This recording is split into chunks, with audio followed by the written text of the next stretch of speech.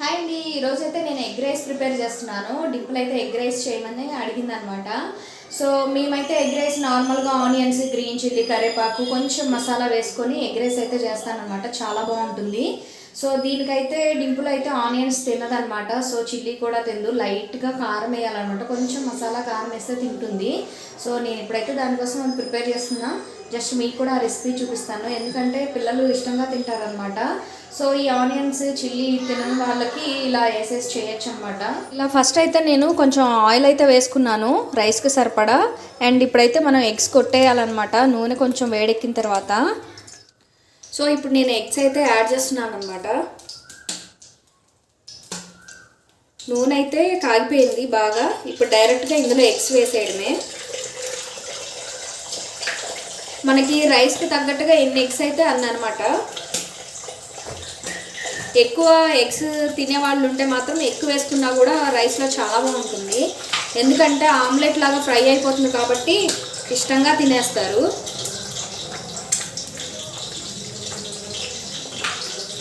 ప్రస్తుతానికైతే ఇది వేగుతుంది. సో ఇలా వచ్చిన దాన్ని మనం స్మాల్ పీసెస్ లాగా, అంటే రైస్లో కలిసేలాగా మనం దీన్ని ఇట్లా కట్ చేసుకోవాలన్నమాట. ఫ్రై అయిన తర్వాత దీంట్లోకి కొంచెం మనకి సాల్ట్, కారం, మసాలా యాడ్ చేసుకుంటే సరిపోతుంది. కొంచెం కరివేపాకు వేసుకోవాలి.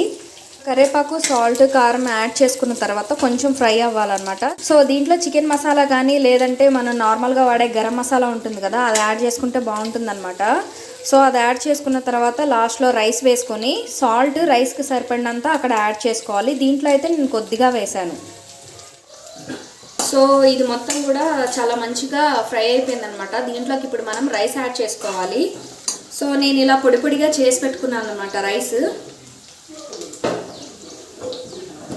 సో ఈ రైస్ని యాడ్ చేస్తున్నా. ఇప్పుడు ఇలా రైస్ వేసుకున్న తర్వాత దీన్ని మంచిగా కలుపుకోవాలన్నమాట. అంటే ఆ ఎగ్ పీసెస్ ఫ్రై అయినవి ఉన్నాయి కదా ఆమ్లెట్ లాగా, అవి ఈ రైస్ కూడా బాగా కలిసిపోతే చాలా మంచిగా మిక్స్ అయితే మనకి టేస్ట్ అంత బాగా వస్తుంది. దీంట్లో ఏంటంటే కొంచెం టేస్ట్ కోసం ఆయిల్ నార్మల్ కంటే కూడా కొంచెం ఎక్కువ వేసుకుంటే ఇంకా బాగుంటుంది. సో ఇలా అయితే ఉందన్నమాట ప్రస్తుతానికి.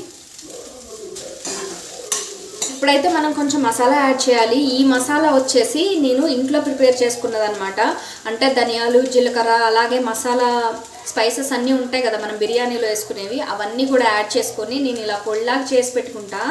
బయట ఎక్కువ వాడను అనమాట. సో ఇప్పుడు ఈ మసాలా నేను లైట్గా వేసేస్తాను. ఇది లైట్గా వేస్తే సరిపోతుంది, ఎందుకంటే స్పైసెస్ ఉన్నాయి కదా. సో కొంచెం స్పైసీగా ఉంటుంది కానీ చాలా బాగుంటుంది. ఆ స్మెల్ అదిరిపోయిద్ది అనమాట.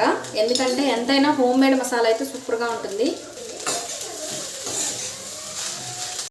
సో ఇలా కలుపుకున్న తర్వాత ఇట్లా అయితే వచ్చేసింది అనమాట రైస్. చాలా బాగుంటుంది ఎగ్ రైస్. ఇంక ఇది మనం ప్లేట్లోకి తీసేసుకోవడమే. సో ఇంకా మనం డైరెక్ట్గా అయితే ప్లేట్లోకి తీసేసుకోవడమే. మా డింపుల్ ఇందాక నుంచి వెయిట్ చేస్తుంది అనమాట. తనకి ఈ రైస్ అంటే చాలా ఇష్టం.